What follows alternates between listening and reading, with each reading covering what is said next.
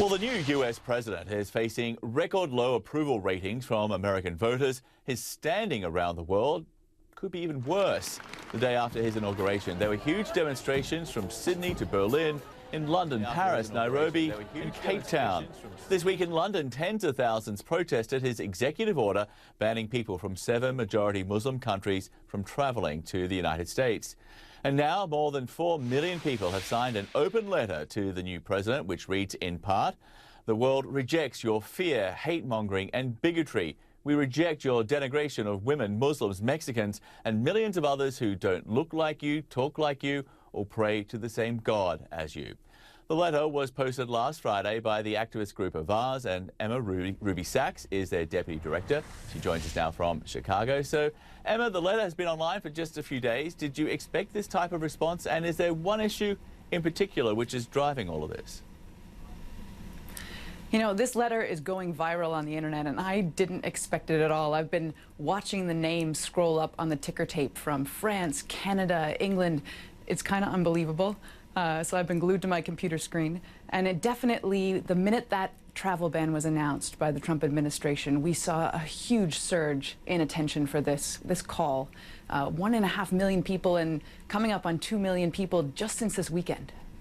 Right. Well, there is a criticism, though, that these online protests, it's just clicktivism, makes someone feel good like they've done something, but it actually won't make much of a difference.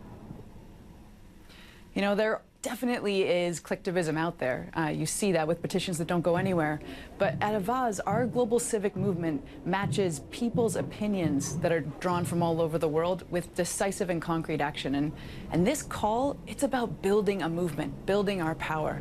It's millions of people from all over the world standing up together, finding their common ground and saying, we're not going to go backwards to that old style politics that divides us. We're choosing a different future.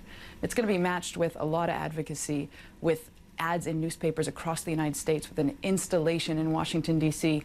And as you're already seeing, these incredible spontaneous protests. So you're saying this is just the start of what you're expecting to be, what, a long campaign over the next 4 years? A long campaign, not just over the next 4 years, but we've got elections coming up in the Netherlands, in France, in Germany, where the same questions that Trump-style politics raises are going to be asked again, and people are going to have a chance to reject it resoundingly. Well, in a way, though, doesn't this sort of play into Donald Trump's strengths? He's the leader. He's upset the status quo. If all these people around the world must be, you know, if they're angry at me, I must be doing something right. You know, when you look at what Donald Trump has done, it's true. He's delivering on his campaign promises one after another. And it's different kind of politics. It's a different style, and we would be silly not to pay attention to that. But what people around the world are reacting to is something bigger. It's the undermining of basic values. It's the undermining of rule of law, the respect for courts. It's the undermining of accurate facts. I mean, we saw this in the campaign where truth doesn't really matter. Alternative facts become the norm. And now this is going global. Donald Trump is meeting with other leaders. Breitbart, that fake news site, is expanding into Germany and France. Our movement is the reaction to that. If you can't influence Donald Trump, because that would seem to be unlikely, do you think maybe you could influence those around him? Well, I'm not sure it's unlikely. You know, we did hear rumors there was going to be an anti-LGBT executive order. We know that that was advocated very heavily against, and he decided not to do it. So there definitely is influence.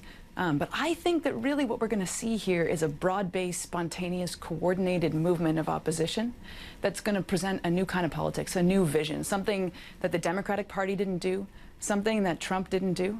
And that's what's going to galvanize Americans, and that's what's going to shift the tide in the U.S. politics space. Well, we will watch and wait with interest. Emma, thanks for being so much with it. Thank you for being with us. We appreciate it.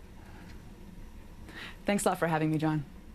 Okay, a final note here. More than 1.7 million people have signed a petition urging Britain to withdraw an invitation for Donald Trump to visit London, while a counter-petition supporting his state visit has received almost 200,000 signatures, so the president does have some supporters.